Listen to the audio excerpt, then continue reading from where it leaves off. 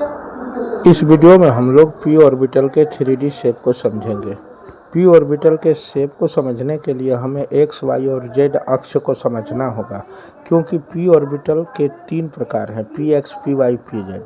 जिस p orbital के एक पार्ट्स का विस्तार एक्स अक्ष पर दोनों तरफ होता है उसे पी एक्स ऑर्बिटल कहते हैं। लाल रंग के तीर से दोनों तरफ पी एक्स ऑर्बिटल आपको दिख रहा है, यानी कि जो लाल रंग का तीर आपको दिख रहा है यह एक्स अक्ष है और इसके दोनों तरफ विस्तृत या फैले पी ऑर्बिटल को 2px कहते हैं। 2 इसलिए क्योंकि p का शुरुआत 2 से ही होता है। तो इस तरह से आप 2px ऑर्बिटल को देख रहे हैं। ये 3px ऑर्बिटल है, तीसरे लेवल पे है। उसके बाद आप देखेंगे ये 4px ऑर्बिटल है, यानी उसी एक्स एक्सिस के आगे पीछे ये बढ़ रहा है। ये रहा 5px ऑर्बिटल, यानी कि 5px। ठीक उसी तरह से यह रहा आपके सामने 6px ऑर्बिटल। तो इस तरह से आपने p के रेडियस को बढ़ते हुए देखा। 7px ऑर्बिटल अब आपके सामने है। अब आप देख सकते हैं कि यह ग्रीन रंग के अक्ष के दोनों तरफ आपको ऑर्बिटल का विस्तार दिख रहा है। ग्रीन कलर के अक्ष पे ऊपर नीचे जाता हुआ आपको एक डॉट डॉट लाइन उसे इंडिकेट कर रही है। तो ये 2py था, अब ये 3py हो चुका है। अब इस लेयर के बाद ये 4py हो चुका है।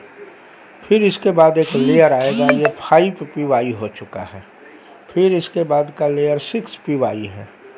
फिर इसके बाद का लेयर 7py हो सकता है, लेकिन मैं इसको यहीं पे रोक दिया हूँ। अब आइए, अब हम लोग ब्लू कलर के जेड एक्सिस के दोनों तरफ इसका विस्तार देख रहे हैं। देखिए ये ऊपर नीचे जाता हुआ लाइन आपको दिखा रहा है। और ये 3pz हो चुका है, फिर 4pz हो चुका है, फिर ये 5pz होने वाला है। इस ऊपर नीचे वाली लाइन पे ही एक्सिस है।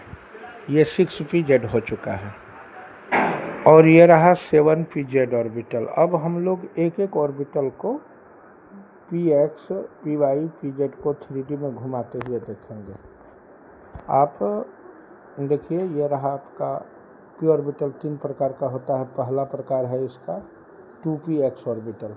देखिए ये रेड कलर के x ऑर्बिटल के ऊपर नीचे फैला हुआ है।